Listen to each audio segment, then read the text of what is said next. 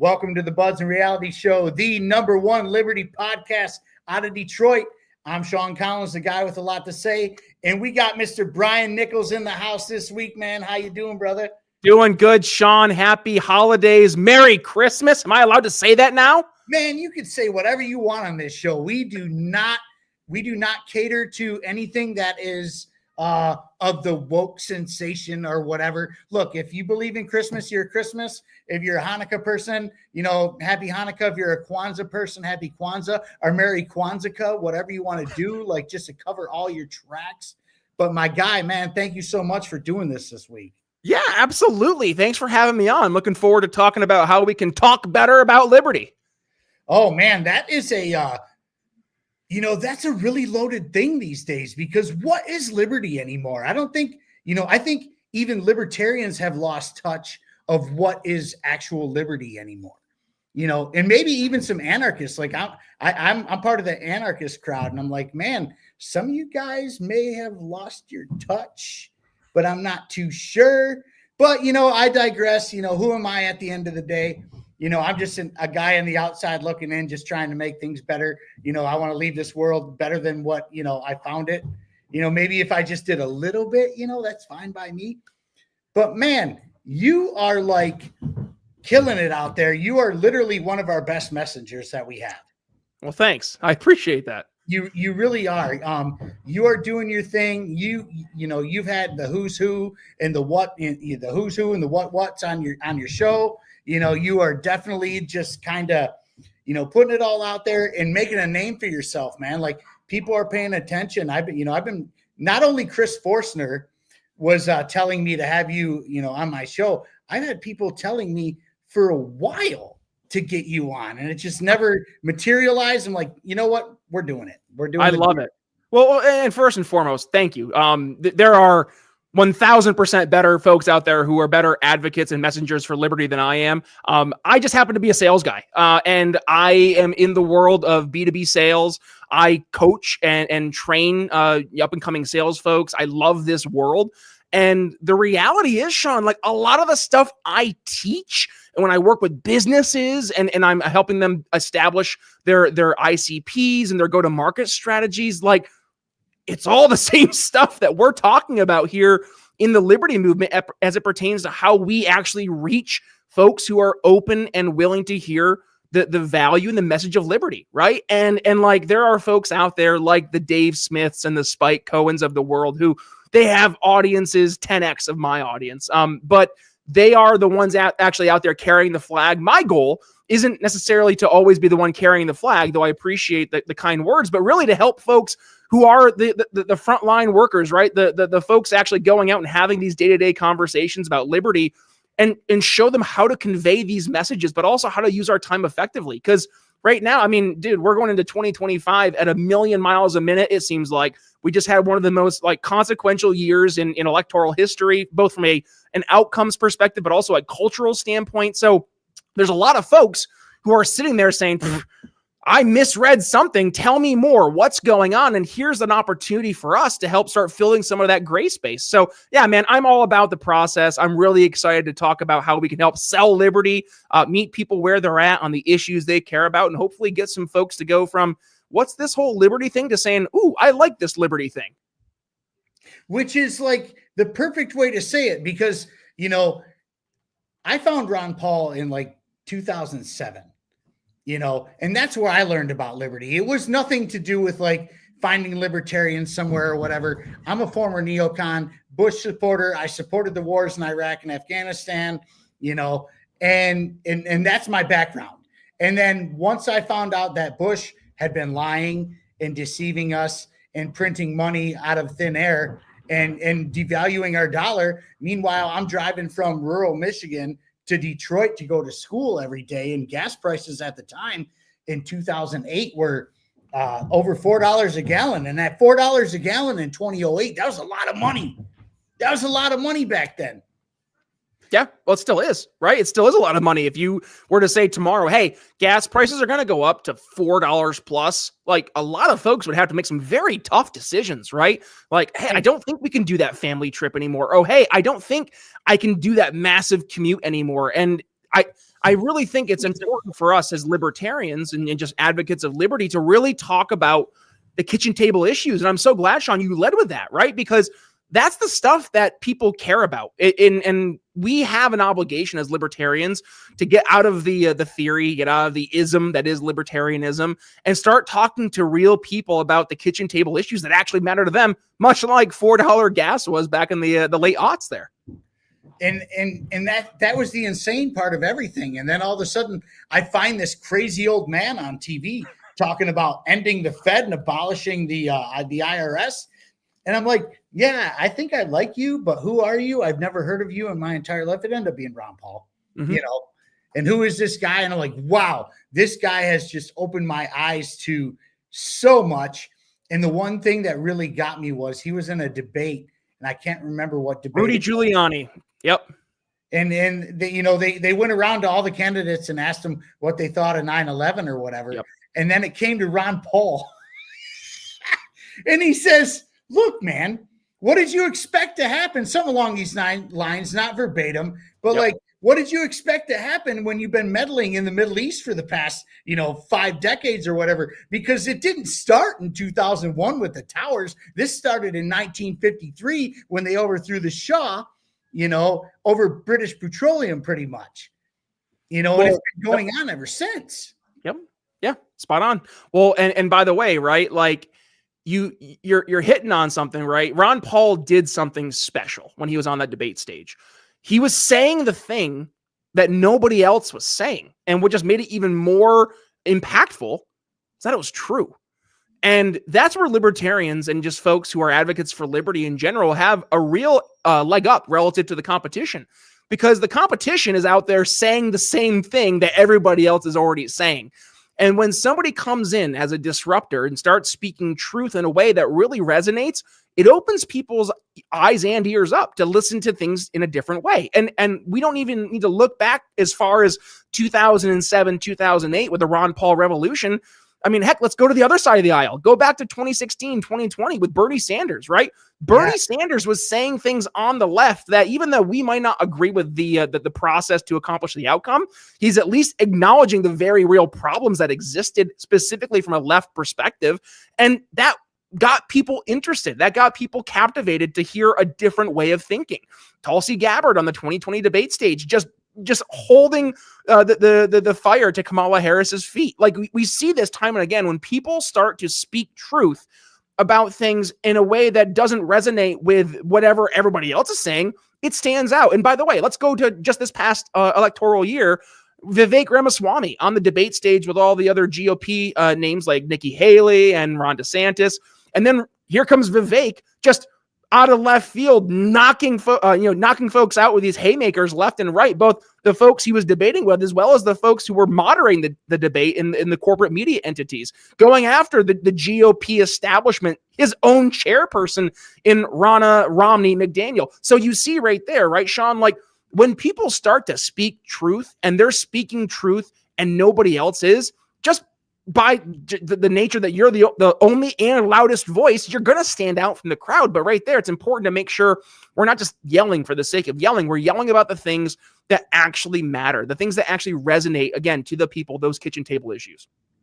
And you bring up Vivek, and he got the same exact treatment as Ron Paul did. Sure did. I think Vivek might have gotten 7% of the votes at best. I think that was his absolute best. It was right around 7.3%.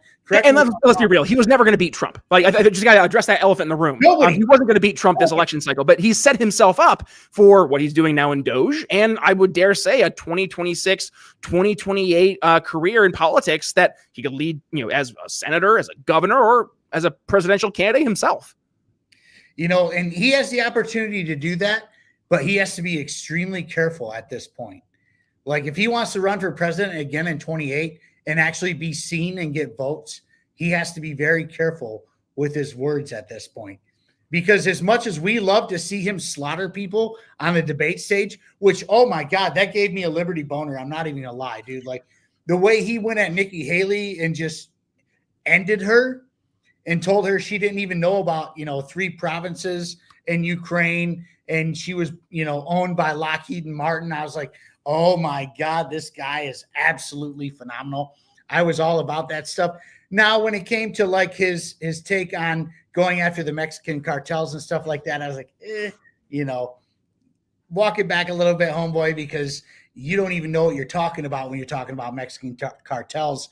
The biggest cartel in the entire world happens to be the United States government, and nobody's willing to talk about it, and neither was he. But they're the ones like all the fentanyl, that stuff and stuff that's coming across the border. You think that stuff just comes across the border in copious amounts without help? Give me a break, dude. Like, of course there's help at the border, so the whole attacking the cartel thing, I was like, meh, but I digress when it comes to that. But, when it comes to messaging itself in the Libertarian Party, we've had over 50 years at this point to get the message out. And every election cycle, it's all about, we just got to get the message out. We got to get the message out. We just got to, get our message out. Well, a vast majority of Americans are clueless about libertarians and or libertarianism at all. So obviously the messaging isn't working. It's just not. It works for some because some of the selling points, which I'll bring up later, for some people are like, yeah, that might sound great or whatever. But realistically, it might be a little cringe to most. Like, for instance, legalizing drugs. My first interaction with libertarians outside of like the Ron Paul thing that I saw, I don't remember exactly what function I was at, but there was a lot of people. There was tents set up, and there was this libertarian tent set up. And the guy comes up to me with like not a business, like a postcard. We'll call it a postcard. It wasn't a business card. And right on it said, would you like to see hookers and cocaine legalized? Me being the neoconservative that I was at the time was like, you people are insane. Absolutely not. Get away from me. No, we're not doing this. That shouldn't be your opening line. If you're selling liberty is, would you like to legalize hookers and blow? You know what I mean? And stuff like that. And that's kind of continued on through, the generations. I mean, I believe this is the 2012 era. It wasn't 2008. It was probably the 2012 era election where I was around, the tent, and they were like, oh, hookers and blow, legalize it, join the Libertarian Party. And I'm like, yeah, even though I voted Libertarian in the past two elections, like, I'm not too sure if I'm okay with that, But what do you think about that? Well, there's two things. First is a libertarian desire, almost a need for us to expect people to care about specific issues just as much as we do. It doesn't matter what you, and not you, Sean, just any generic libertarian, right? It doesn't matter what you believe in or what things you care about. What matters is how you're able to connect with the person you're speaking to show I have values, I have principles, but it's not just based on how they impact my pet issue, but how those principles or those values impact your core issue, Mr. or Mrs. Interested prospect for liberty. And let's just, call them the prospect in this case, right? The potential voter, whatever it may be.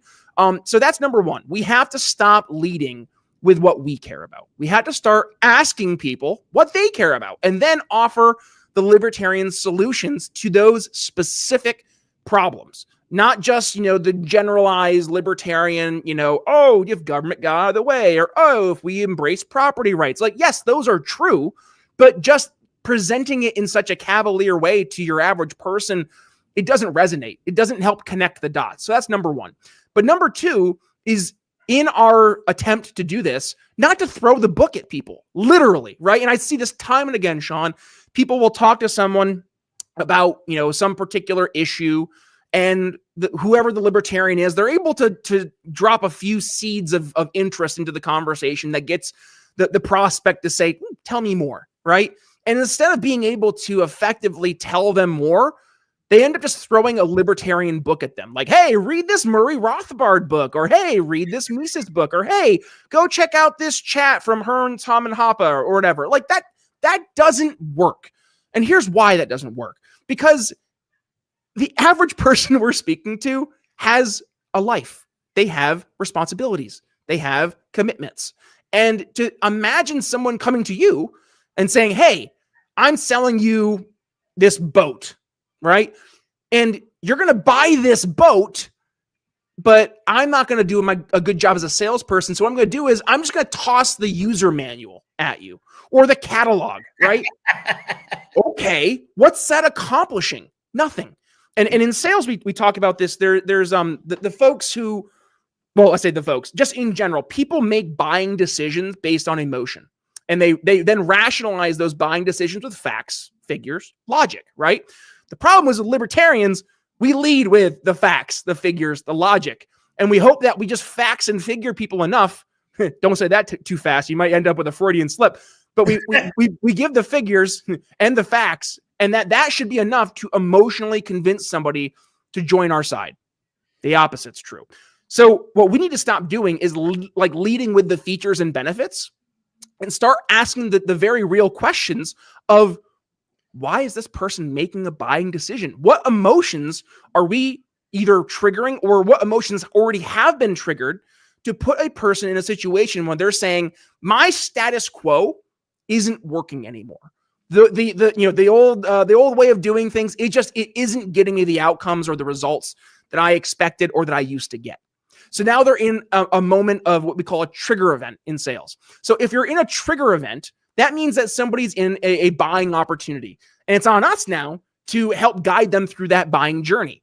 The goal is to get them to make a choice at the end of the buying journey. And ultimately, we want them to make the right choice, right? Our choice. However, if we just lead with the facts, the figures, the logic, the reason, without addressing that emotional underlying reason for them to even have the conversation in the first place, we're lost. Because if you don't understand the motivating factors that get somebody to even engage in the conversation with you, then how do you know which emotional triggers you need to focus on to help push them over the finish line and actually make that buying decision? Real life example, right? I work for a company in the contact center space for my day job. And one of the things my company does is we help, quote unquote, unsuck your contact center, right? And one of our slogans is creating contact centers that don't suck. So when you hear that, right? And as a customer, I'm instantly interested in this company to have a conversation because the word suck, it's a brain trigger. It's something that gets my brain to feel a certain emotion. And if your contact center sucks and you see a company saying we're creating contact centers that don't suck, do you think that's going to trigger an emotional reaction in you and maybe push you to want to ask some more questions?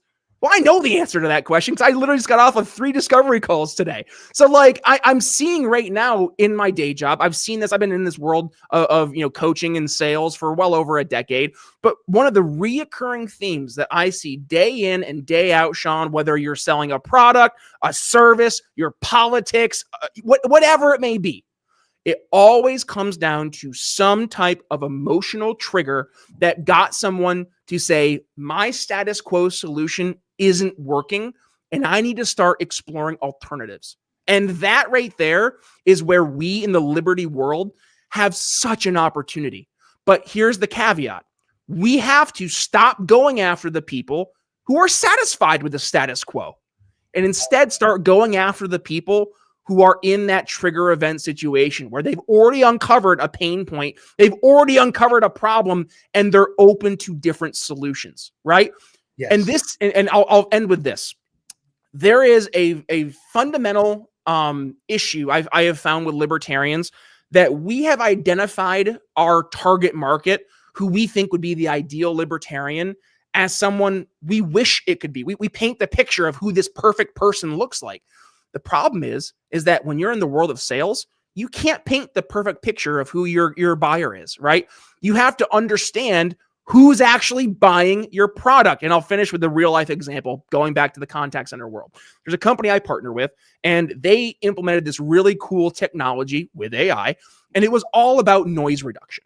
Okay, so we're on a call. You're in a contact center, Sean. I'm saying, hello, Sean. This is Brian from ABC Technologies. How can I help you today? without the noise canceling in the background, you just hear every single person that's behind me in the contact center or call center, chipping away, and to be able to have the product, get rid of that noise. That's awesome. That's great. But they ended up creating a new software, a new technology on top of this, where it not only can reduce the noise reduction, but now it's able to do accent neutralization. So they were thinking like, hey, we have all these contact centers over in India and the Philippines. And the problem is that you get a doctor, literally a doctor, by the way, from India who's working in this call center. Maybe he speaks 3 languages, but you get him on the phone and he's talking to Bill from Arkansas. Bill from Arkansas doesn't care if this guy's a doctor, doesn't care how many languages this guy speaks. He hears an accent on the phone that's not his, and it turns him off. So they realized that these companies who were outsourcing to the Philippines, to India, while they could use the noise reduction, what they were really getting value from was this accent neutralization. So they said, heck with it. Why are we leading with noise reduction? Let's lead with the accent neutralization and then just have the noise reduction as another like, hey, by the way, it also does this. And that has been a huge, huge market decision for them because now they're crushing it. They're partnering with all these contact center companies out there because this is a very real need.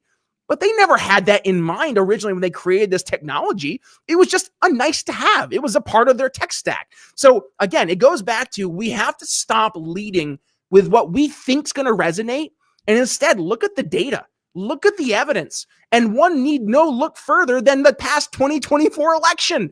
Donald Trump was able to do something quite miraculous. And that is build a coalition of people who are borderline statist moderates to like borderline anarchist libertarians. That's frankly incredible, right? To build such a diverse coalition. But he did so not by leading with some particular principle or ism. He did so by leading with, hey, what are the problems you're seeing? And can we try to build some solutions or at the very least entertain some solutions that would help alleviate some of these issues? So if you're a libertarian and you are tired of the government bureaucratic state, I don't know how you're not getting a wet dream right now over Doge with Elon Musk and Vivek, right? Or if freeing Ross Ulbricht was one of your pet issues, to even have a presidential candidate say, yes, I will seriously consider, and I promise in Trump's case, to release him day one I'm in office, right? Now, and I might be jumping too far ahead, Sean. If I am, I apologize in advance.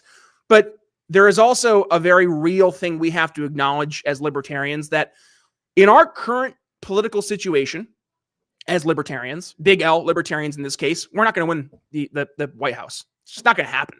And if we want to be able to even entertain our ideas going into real action or real policy, that requires us to be strategic and to vote strategically, to align ourselves strategically, to build coalitions strategically, not based on I'm mad about a thing and you're mad too, but rather we both acknowledge something's broken and we are understanding that we have some commonalities. We have some similar interests in values, in principles, that when we start to actually fix these problems, we can do so based on something larger than just this is bad, right? And I've used this example before. My buddy Larry Sharp was all about building relationships. Larry.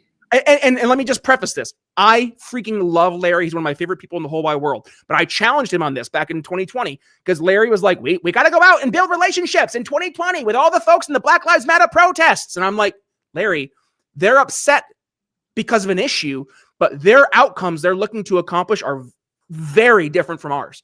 And to the point, it's almost antithetical to what we are presenting as libertarians. And we had a nice little, back and forth. Obviously, Larry's in New York, and it's a much more blue state. And I was at the point in time living in Philadelphia with one foot out the door, moving to Indiana because I saw the writing on the wall. I'm not going to have as much success building relationships and getting things done with the folks in the left and in the blue camp. But rather, I think there's more commonalities with folks more on the the right and the red camp, and more of that squishy middle moderate folk who just like, this shit's broken. Common sense wins the day, right? And we fast forward to where we are today.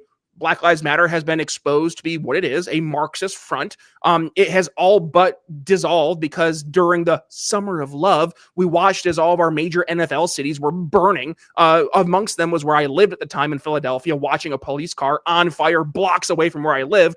That was definitely eye-opening. But I'll get off my soapbox here, Sean, and just say it's important to understand not just the why, but understanding the motivating emotional or the motivating emotional factors behind the scenes that cause people to have the reaction in the first place. So I'll get off my soapbox. I went way too hard in the paint there. But man, you get me going here talking about sales and marketing. And I guess I get rambling. Sometimes you got to do what you got to do. Absolutely love it. Like, this is my show is a place where people can open up and say what they need to say. I do not care what YouTube says. I do not care what any streaming service says. I want you to come on here and say it just the way you need to say it, no matter what. No holds barred, honest, unmerciful truth. I absolutely love it. But you kind of hit the nail on the head with something. You brought up, libertarians. I read Rothbard and I read Mises and I read Hoppe, and Hazlitt and, Hayek and all those guys, right? Dude, I got them all right here. Like, me too. Well, I got it's hard to see. I got the books. They're all right here. I'm just not throwing them at the people saying you need to read this book to become a libertarian. Well, the fact of the matter is, it's like those books are a great primer to understand, ideology, economics, foreign policy, stuff like that. They're great books. But in the real world, no one gives a fuck if you read Rothbard or Mises or Hoppe. They're going to ask you, who's that? They don't care. They don't care. What they care about is, how are my gas prices going to get lower? Yep. How are my grocery prices going to get lower? Yep. How is my insurance going to be lower? My health insurance, whatever it may be. Like, how am I going to get the cost of living down? That's what people care about. It's not about books, which, books are great. You learn a lot from them. I've learned a shit ton from reading.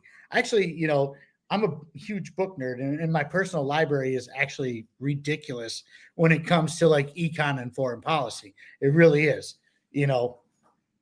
And speaking of books real quick, I'm just going to have to give a shout out to the sponsor who actually came in here on the chat.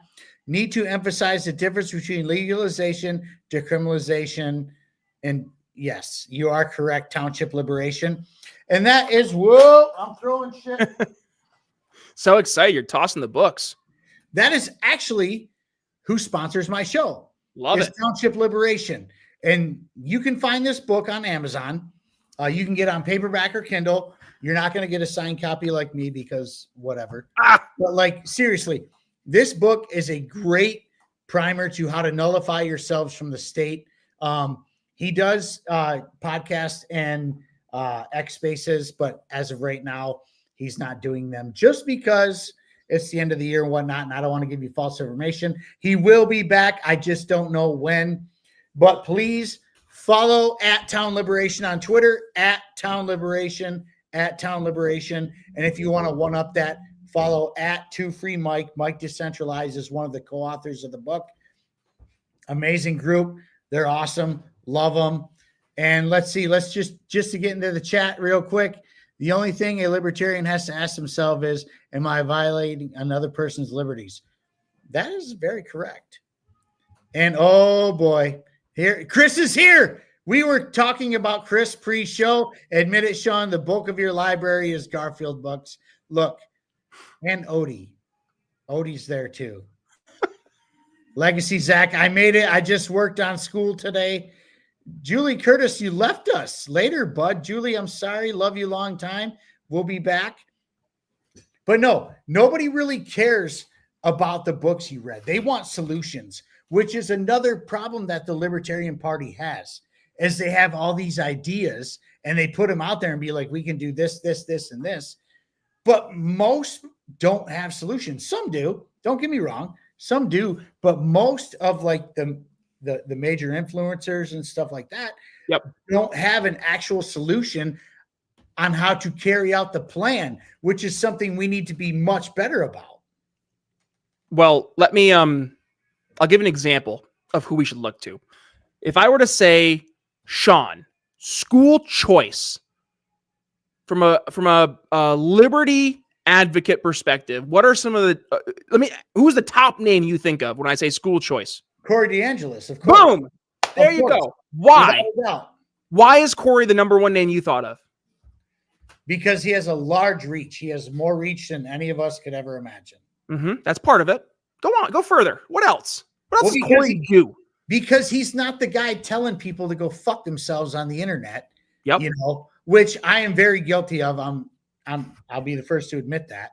You know, my message. But what else does Corey do, though? Think about it. Corey doesn't just go online and bitch and moan about school choice. He's boots on the ground. Bingo, and bango. He's making things happen, right? He's making real change. The problem with libertarians is that, unfortunately, a lot of our ideas exist only in make-believe world, right? It exists in this utopian vision of what could be. Corey's helping make it real, right? And that right there speaks to why it's on us not to just point at the bad things and say bad, but rather to say, here's a very real problem, and here's what we're doing to fix it. Like, do I have it here? I don't. I have a coffee cup. It's got 2 different stickers. One says zip codes shouldn't determine education. And then the other one says fund students, not systems.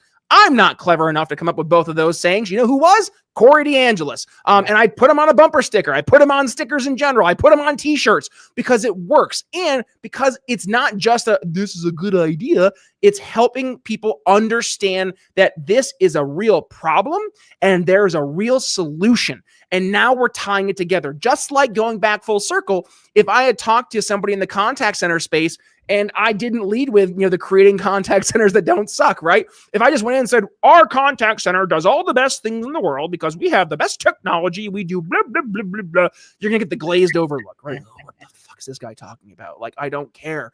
Especially if it's a person who doesn't deal with the text and specs all day, which, by the way, take a step back, I do think there's a fundamental issue here with a lot of who are libertarians, and I'm not picking on anybody in particular because this is me as well. We get to be experts, right, in very niche areas. The problem when you become an expert in a very niche area is that you get focused on only those things, and you start to get to the point where you've already seen past the basic stuff. And now you can only talk about the deep in the weeds stuff. But when we talk about only the deep in the weeds stuff, we are only talking to people who speak our language already. And it's a language barrier. I mean, think about if you were to go to China and start having a conversation with somebody without speaking fluent Mandarin. It's going to be a pain in the ass. Now imagine if you're trying to sell liberty to somebody and you're leading with the ism, you're leading with the non-aggression principle, you're leading with property rights, you're making it all abstract.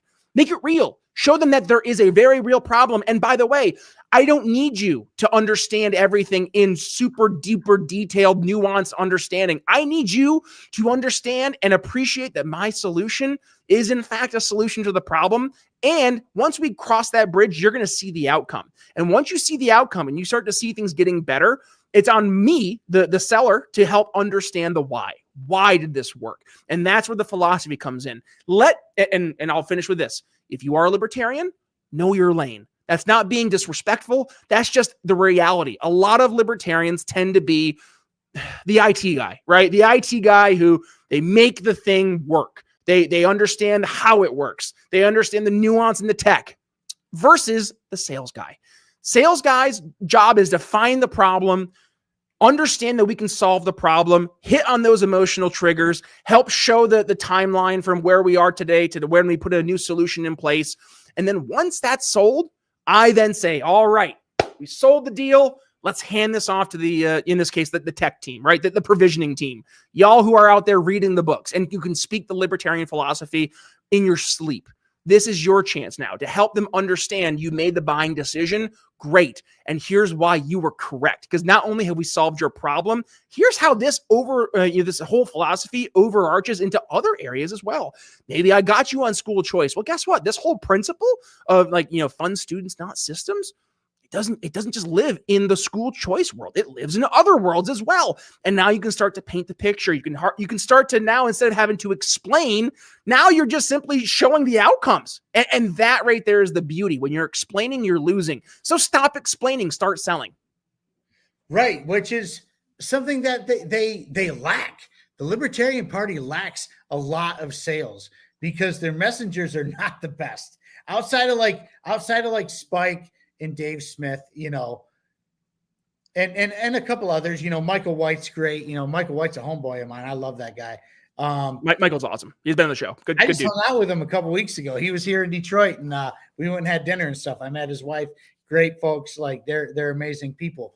But like my biggest qualm with the libertarian, because I'm a very radical anarchist, very radical. I was a libertarian at one point, I really was. And then COVID kind of happened, and that was the end of that. COVID did kind of happen, didn't it? Yeah, COVID kind of happened, and Jo Jorgensen, which I'm looking at her signs in my basement right now. I'm sorry. I still have them. I went for it because it was like vote gold no matter what. It was just one of those things. Do you find yourself, Sean, let me interrupt, but like, do you find yourself sometimes when you say those things, you like hear the same thing the Democrats say, that vote blue no matter who, and it makes you feel a little dirty inside? Yeah. And that's exactly, and knowing what I know now, like I would have probably sat out the election. I sat out the 2024 election. I'm not interested. It's just one of those things. And I'll probably never. Why'd you sit out? Because in 24. Why? Easy answer. I don't consent. I don't consent to any of their agendas whatsoever. Did I have high hopes for Donald Trump a little bit? Don't get me wrong. I was like, hey man, he's getting some of his, people around him. He's got some good folks around him. It's starting to happen. But then when it was time to really pick his cabinet choices, I'm glad I didn't vote for him, because most of them are Israel first neocons who are probably going to walk him into a war that, the anti-war guy he's been screaming about. I have a very good feeling that he's going to level Iran in Israel's name. Then the media is already setting it up. We've seen this show before. These drones are coming from some Iranian ship in the Atlantic somewhere. They're telling us and shit. And I'm like, yep, here we go. We've seen this before. And I would love to be wrong. I would love to be wrong. But the fact of the matter is, half the guy's cabinet is peace and the other half is war. And they're going to come to a head at some point, as my boy Ben DeYoung would say. And war always wins because the central banksters run the show. And Miriam Adelson actually made sure that Trump is going to fall in line by giving him $100 million during his campaign. I mean, not to turn it into all that, but that's just kind of where I'm at. It's one of those things where I don't. And really quick, Sean, I'm gonna interrupt. I want to first say I get it. I totally understand where you're coming from. I voted for Trump though. And I did so with a lot of the concerns you had, by the way. I just want to make sure that's crystal clear. I actually did a whole episode for our AMP America Weekend Review, my buddy Remzo, back probably like right before the election. I think it was the week before the election. And my logic, and I addressed your objections and concerns. I think you're spot on. My theory, though, goes to something, believe it or not, folks, I know political science as a degree gets a lot of shit tossed on it, but there was something I learned when I was going and getting my bachelor's of political science, and there was a great class called strategic voting theory. And the idea being that there are two votes that we make when we vote. Not just we don't go into the voting booth and we just cast our vote for a candidate. That's not it. There are two votes we make. The first vote is, yes, the vote we cast, right? Who actually are we voting to win the election? The second vote, though, is not a physical vote, but rather the vote internally of how we feel about the candidate we're voting for. So to your voting, I think you would have given a big fat 0 to feeling good about voting for Donald Trump. You probably would have given a negative for voting for Kamala, which I totally get. Right. But from an outcomes perspective, right, an outcome standpoint, is it fair to say, Sean, that Trump more likely than not would yield more positive outcomes relative to, in this binary choice, Kamala Harris team? Well, I'll put it out there right now, just like this. Donald Trump was obviously the best choice available in real time. Honestly, he was honestly the best choice available when it comes to, if you're a voter and on paper and stuff like that. Kamala Harris was never going to be the best choice. Never in a million years. I'm a never Democrat. I'm a never Democrat my whole life. I was raised a Southern Baptist boy. If you voted Democrat, you're going to hell. Straight up, I'm serious. So like, but the fact of the matter is that I knew what he did before. and I saw who he started surrounding himself. Once I saw Rubio, I was like, oh boy, here we go. And I know things can change and all that stuff. Like, don't get me wrong. I don't want to shit all over the guy because some of the stuff he's talking about, I'm really okay with. The fact that he's willing to pull federal funding from public schools that are willing to cater to the transgender nonsense. Oh yeah, I'm very much for that. But I also know that he's going to spend a bunch of money. He's going to bomb the shit out of a bunch of people. And that. Well, let me just, I'll finish the train of thought here of where I'm going with this, right? Because I think you and I will both agree, at the very least, that there would be no perfect candidate this election cycle. Is that fair? No, there never was. Look at who the Libertarians put out there. Oh, trust me, I've definitely I've not made many friends in the Chase Oliver camp. Go ahead. You want to trans the kids? Are you kidding me? I took a poll during that election cycle and asked, "Hey, Libertarians, are you for or against transing children, even at a puberty blocker level?" Not verbatim, but some along those levels. I got 1,200 votes on that. 97% were a hell no. 97%. So in the math, not the 97% math, but going back to the 2 votes with the strategic voting theory, right? So the way that you calculate in strategic voting theory is you give yourself a score of 0 to 10. Okay. So if I'm voting for a candidate, what do I feel? 10 being I'm getting the best. I'm getting Ron Paul incarnate, even though he's still alive.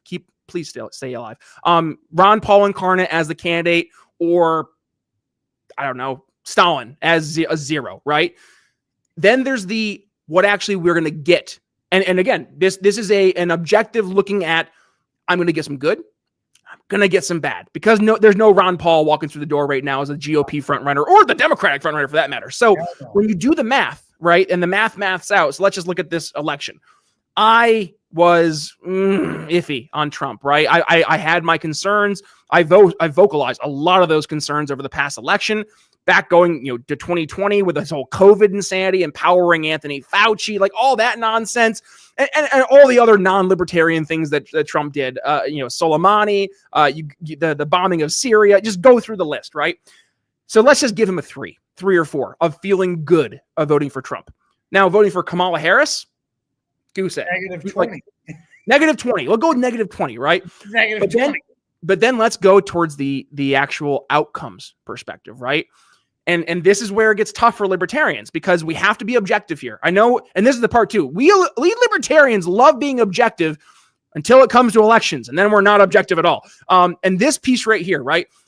I can objectively say that I know for a fact, based on the fact that Vivek Ramaswamy and Elon Musk and Rand Paul and Ron Paul are at least vocally supporting Trump, right? That there are going to be folks who are in my camp with my values and my principles who have the ear of the president. Are we going to get all of our things in office or in policy? No. You just mentioned one of them, Rubio, right? Yeah, I'm nervous there with Rubio as well. Don't get me wrong. I'm concerned with that also, given the $100 million. But then I look at Kamala Harris, and what would we have gotten from Kamala? Would we have gotten equal outcome or less?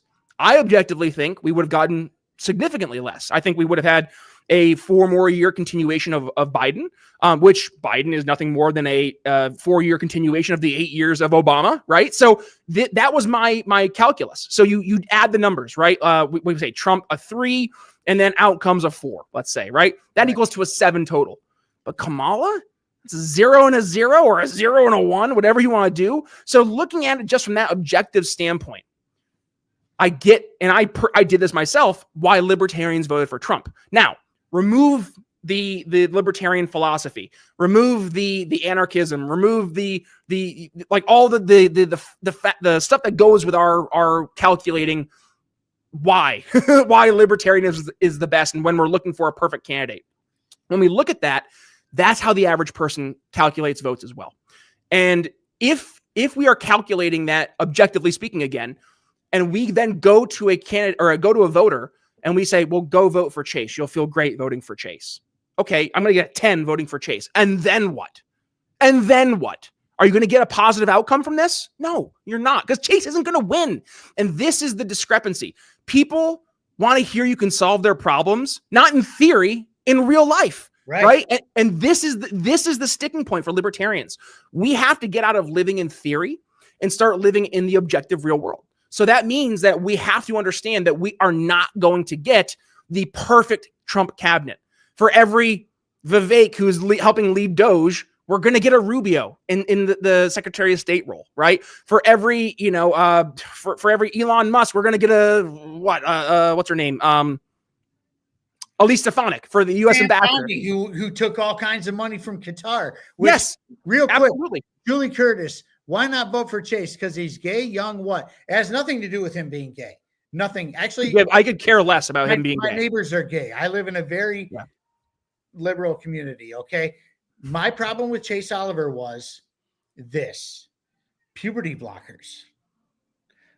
While he was not okay with them transitioning as minors, he was still okay to give them puberty blockers. Now, here's what I say about that is, okay, libertarians are not anarchists, and we need to put that out of the way right now. Libertarians are pro-state still. Obviously, they wouldn't have a political party. Okay. What's the state's main objective? What is their job? Literally, it is to protect our rights, protect our borders, and leave us alone, AKA protect the ones who can't protect themselves. Kids. AKA children cannot consent to such things. And this is why I could not stand behind Chase Oliver, because of that. And as a matter of fact, when the libertarian platform says we are against all form of abuse, transing your kids happens to be one of those things. So that's a hard stop for me. That is a line I draw in the sand. I will never be okay with hurting children. And if you're going to be pro-state, as the Libertarian Party is, because if they weren't pro-state, they wouldn't have a political party and they would all be anarchists. Seriously. Well, and if we're all anarchists, then what are we doing? And there's no point of a libertarian party at all. Exactly. And this is where, to Julie's question, right? There was a lot of folks who gave me shit over the past year because I didn't go and endorse Chase. As a matter of fact, I did not only not endorse Chase, I actively campaigned against him because Chase wasn't trying to sell liberty. Chase was trying to get you to tell him that he was right. And this is the part where libertarians, they really lose the mark here. It's like, we are chasing, no pun intended, we are chasing this acceptance from the collective. It's so psychotic. Like, I was just listening to Dave Smith earlier today. Robbie the Fire Bernstein was talking about how back during the George Floyd protests and such, that he had done, like, he made this suit, and it was the hands up black guy suit where, like, you'd put it on and it just looked like the guy had his hands up the whole time to talk about, like, hey, stop, police, stop shooting black people, right? And how he said at that moment, he didn't know why, but he just kind of felt like, oh, I'm doing what I'm supposed to. Like, I'm being accepted because I'm saying the thing that everybody else is saying.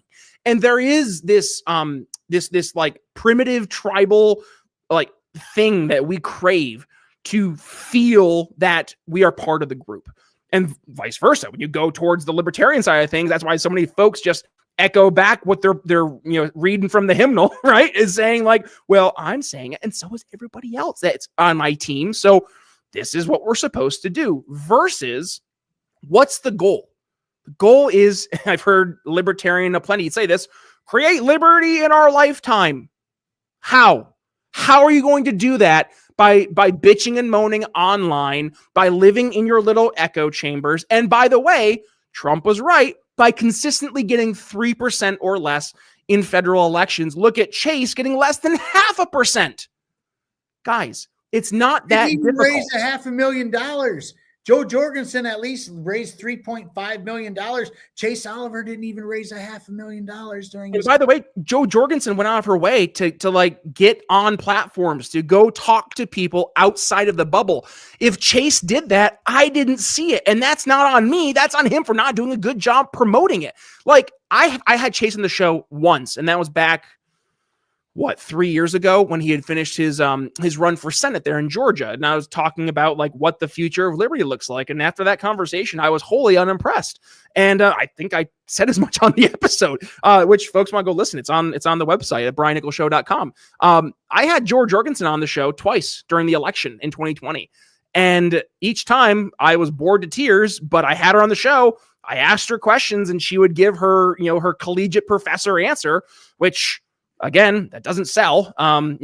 You could listen to a George Jorgensen speech in 2020, close your eyes and imagine you were listening to her give a college lecture in 1997. The same exact delivery without the understanding of what moment we were living in. And that's the other part with Chase too, is that there are what I like to call the useful idiots in the libertarian movement or just the liberty movement in general. If in 2020, Chase, you were out there echoing what all of the folks in the corporate media, the public health entities were all saying, get your jab, double mask, make sure that you're 6 feet away, which by the way, that was a bullshit made up number. You're 6 feet away from folks. You have no more than, what was it, like 5 people in an enclosed area. Like if you were one of those libertarians who was echoing back all that same nonsense, I'm sorry, you failed the test, right? You failed the test because if you can't acknowledge the greatest usurpation of individual rights, of individual liberty than what we saw during COVID, I'm sorry, I don't trust that you're going to get it if you are in a position of power, whether you're a president, a congressperson, a senator, or state and local office. I don't trust you because you failed, in my opinion, one of the biggest tests. And when it comes to the kids, the trans kids thing, I mean, go listen to, there's a great podcast. If folks haven't listened to it, believe it or not, it comes from Reason. I know, but it's called Just Asking Questions. It's with Liz Wolfe and Zach Weissmuller. And Liz Wolfe, just watching her transformation from like young 20, I'm not going to call her dumb, but like a young 20-year-old idealistic, like, yay, liberty, to she's a mom. She watched the COVID insanity. She's been watching the insanity happen with the kids, and she got radicalized. And they have Chase in the show shortly after he wins the nomination, and she holds his feet to the fire. She goes and she's like, "Hey, so I understand that your argument is like, oh well, parents can make the best choices for their kids, and in this case, you're saying they have the ability to cut their nuts off or take gender affirming hormones. So does this logic translate into if a kid's like, I identify as a one-armed person, and can you cut your kid's arm off because the parent decided with the doctor it was medically necessary? No, because that's fucking insane. And to see Chase like sit there and kind of like, I can't answer this question the way I'm supposed to because I know it doesn't fit with it doesn't fit with the cult. It doesn't fit with the tribe. Like you could feel the uncomfortableness on that call or that podcast interview. And like that for me was one of those like, okay, yep, I'm making the right choice because this guy just doesn't get it. And again, that's not to critique Chase as a person. I'm sure Chase is a great dude at his core. But like, it doesn't matter how good you are as a person when you're running for office. People don't care about that. People care that you are going to be, in this case, running for the most like powerful position, not in the United States of America, in the entire world. And I'm supposed to trust you when you are failing test after test after test. And that, I'm sorry, that just turns off your average person and they tune out. They say, all right, I'm out. I can't do this. And we saw that happen time and again. If Dave Smith or Spike Cohen or Justin Amash or Thomas Massey, name your favorite big L, small L libertarian. If they had been the nominees, I can almost guarantee Libertarian Party would have been probably like at least 2, maybe 3%. But for the fact that we ran Chase and it was a Trump coming back, he pulled a Grover Cleveland. He was the first president since Grover Cleveland to have non-consecutive terms. If it weren't for that, like, what are we doing? Like libertarians, we were running a candidate to lose, which we always are. So, Julie, so Chase wasn't a part of the tribe. No, he wasn't. According to my poll that I took and many other libertarians that, didn't vote for the guy, No, he wasn't part of the tribe And because it's not part of the tribe. I'm sorry to pick on Julie here, but like if we ran a poll and it was like, is murder bad? And there's 3% that said no. Like, are they good because they're not part of the tribe? No. Like, come on, let's use common sense. And this is where 2025. I just did a YouTube short on this. 2025, I think, Sean, is going to be the year of common sense. Like 2024 was the year of waking up. I think 2025 is going to be the year of common sense, because this whole like this subjectivity of morals, subjectivity of values, like no, I'm sorry. People can identify like what makes sense and what doesn't. If something's batshit crazy, it's okay to call it batshit crazy. If something is a good idea, even though it's not coming from my team, I'm going to call it a good idea. When people are starting to act rationally, like I don't know what it is, Sean, if it's having a stroke or what that makes you have some common sense, but John Fetterman of all people in the Democratic left, like saying, I'm going to have a conversation with Tulsi Gabbard and Elon Musk, and I'm going to have a conversation with P. Hegseth. It's like, what? How is he like the most common sense Democrat that we're seeing right now? But he is, because he understands that his constituent base, they're not ideologues. They're not radicalized people. They're just average dudes. Like, they go to work, they pay bills, they pay taxes, they hate paying taxes. And folks are starting to wake up to like, hey, maybe all the subjective nonsense that we've been force fed for the past 20 years, that you're a good person if you believe these certain make-believe LGBTQ things, or you believe in progressive taxation, or you believe in the Black Lives Matter protests and overthrowing the police, like all that kind of stuff, that doesn't speak to your average person. The common sense stuff does. And you want to address the biggest of elephants in the room. That's why Trump won. Because when you still watch the CNN news, right, and you have Abby Phillips there with Scott Jennings, Abby Phillips has a panel of folks who are just like, well, I think we lost because most Americans are actually closeted racists. They hate other minorities, or they're all just a bunch of sexists. They just want a white man to win. And then you have Scott Jennings sitting there being like, or hear me out, because y'all on the left are batshit crazy. And your average person was like, dude, no, dudes cannot compete against girls. Yes. Because we're different. Yes. Which is exactly, see, I don't think Donald Trump necessarily won this election. I think the Democrats more lost it. That's what I think in my own little mind here. Yeah. Just because, like, dude, like you said, nobody in their right mind wants their fucking daughters sharing locker rooms with men, or bathrooms with men, or playing sports with men. Nobody wants that. They went way too hard on the LGBTQ stuff. Way too hard. Dude, if you want to be gay and marry somebody or fuck whoever you want, knock yourselves out. No one cares. Yep. No one cares. Shut up about it and leave the kids alone. It's not a big ask. That's what most of us are asking. And stay the hell out of women's locker rooms and sports. This is why Trump won. Yep. Even sorry, Mom, if you're listening, I love you. My mom is a leftist, dude. She just is. She's not a hardcore leftist. She's just an old school blue dog Democrat from back in the day. And my mother was like, I do not want to share a bathroom with a man. And I'm like, thank God, because if a man followed you in a bathroom and I was there, I'm getting arrested that day. And the same thing goes for my wife. We're not doing this. This is crazy. The insanity that they came with all the nonsense, just people were like, no, we're not doing this. And that's why Trump won. Yes. 100%. I'll end with this, and I actually got to wrap up here in a second, Sean. Sure. But like, there was a very eye-opening poll. And this is what actually convinced me before the election that Trump was going to win. I called this out in my show. So if you go back to the archives, you'll hear this in a week in review. There was a poll done, internal poll, by the Teamsters. You probably heard about this. Yes. Back in March, they polled their members, and it was Trump versus Biden.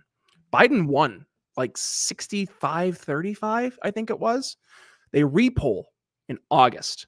This is after Joe Biden's brain breaks on live television, right? And they replaced him with Kamala.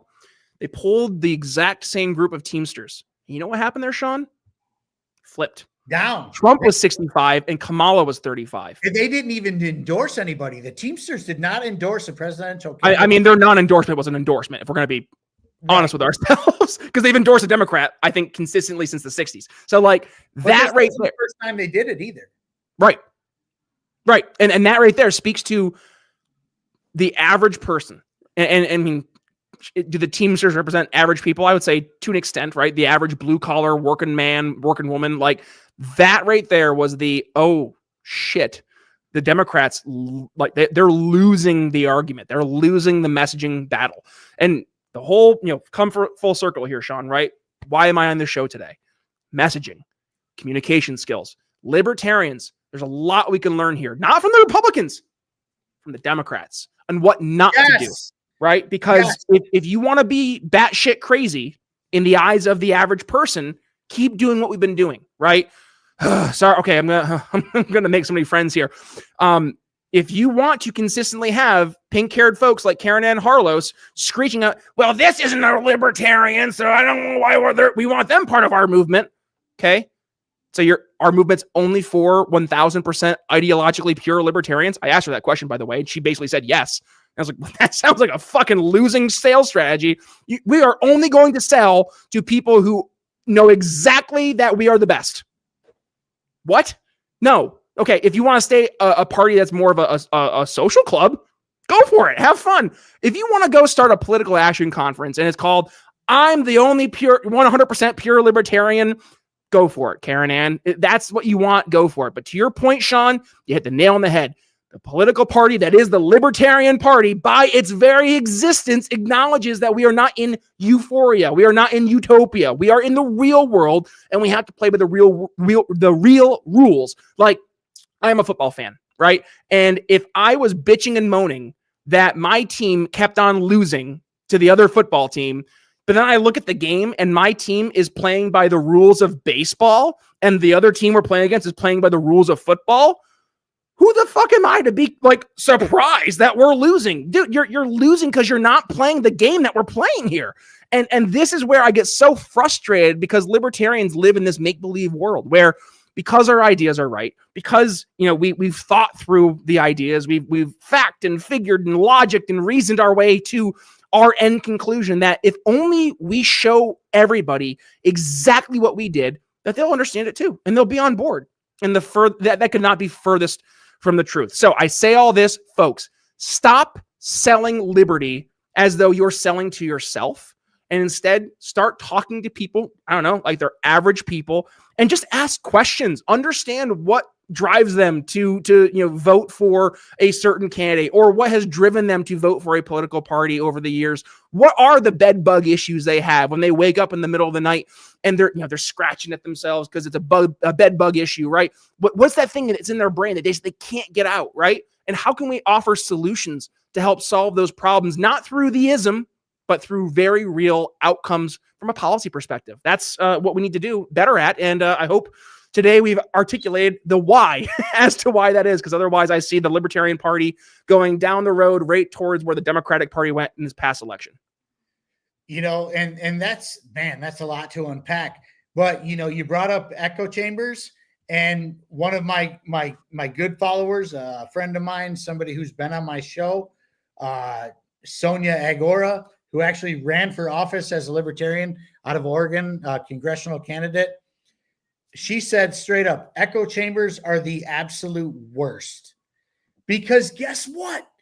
If you stay in those echo chambers, the message is never getting out. Never, ever in a million years is it going to get out. So you have to kind of branch out. And I'm not saying bow down to the status or anything like that. But what I'm saying is you do have to play the game and play in the sandbox with the others, get the fuck out of the echo chamber and get the message out there. It ain't going to be pretty. Liberty ain't pretty. There's nothing pretty about it. It's actually very messy. But guess what? What we got going on right now is much, much worse. Yes. Much worse. Yes. So, get your asses out of the echo chamber and go rub some elbows, man. That's all I'm saying. It's not about, losing your principles or, whatever like that. Just go rub some elbows. Rub some elbows. 1000%. Can't agree more. But I know you got to go, man. Brian, thank you so much for your time. This was awesome. Until next time, this is the last show of the year. Happy New Year. Y'all be good. Peace, love, and liberty.